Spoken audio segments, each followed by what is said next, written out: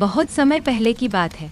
प्राचीन भारत के एक राज्य में राजा हिम नाम के एक धर्मप्रिय राजा रहते थे। वे न्यायप्रिय और बुद्धिमान शासक थे। उनके राज्य में सुख शांति थी, जनता खुशहाल थी। राजा हिम के घर पुत्र रत्न की प्राप्ति हुई। राजमहल में खुशियों का माहौल था। ज्योतिषियों ने बच्चे की कुंडली देखकर बताया, महाराज, यह बालक महान होगा, लेकिन इसकी मृत्यु सांप के डंसने से हो जाएगी।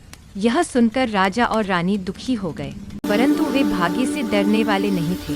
उन्होंने ठान लिया कि वे अपने पुत्र की रक्षा हर हाल में करेंगे। वर्षों बीत गए।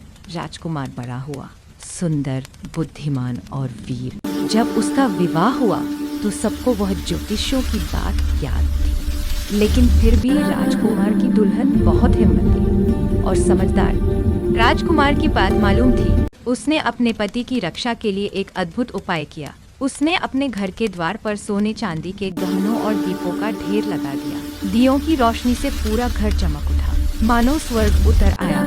राजकुमार को उसने एक पलंग पर बिठाया और खुद कहानी सुनाने लगी, ताकि वह जागा रहे और नींद न। देखा कि घर के चारों ओर सोने चांदी की चमक और दियों की रोशनी है, तो उनकी आंखें चकाचौंध हो गई।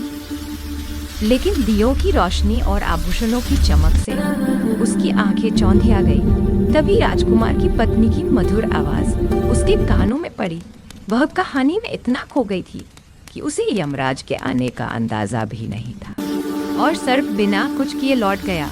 यमराज ने आकाशवाणी की, हे नारी, तुम्हारे सत्कार, समर्पण और प्रकाश ने आज मृत्यु को भी रोक लिया है। तुम्हारा पति दीर्घायु होगा। इस दिन से जो भी स्त्री इस रात दीप जलाएगी, वह अपने परिवार को अकाल मृत्यु से बचाएगी। और तभी से यह परंपरा शुरू हुई। हर वर्ष कार्तिक कृष्ण त्रयोदशी को धनतेरस के दिन दीप जलाए जाते हैं, ताकि घर में धन, सुख और दीप।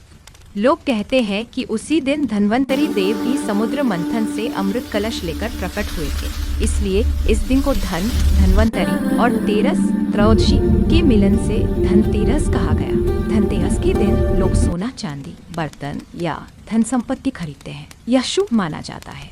रात में घर के द्वार पर दिए जलाकर, ताकि घर में कोई संकट न ता श्रद्धा, सुख और प्रेम भी है।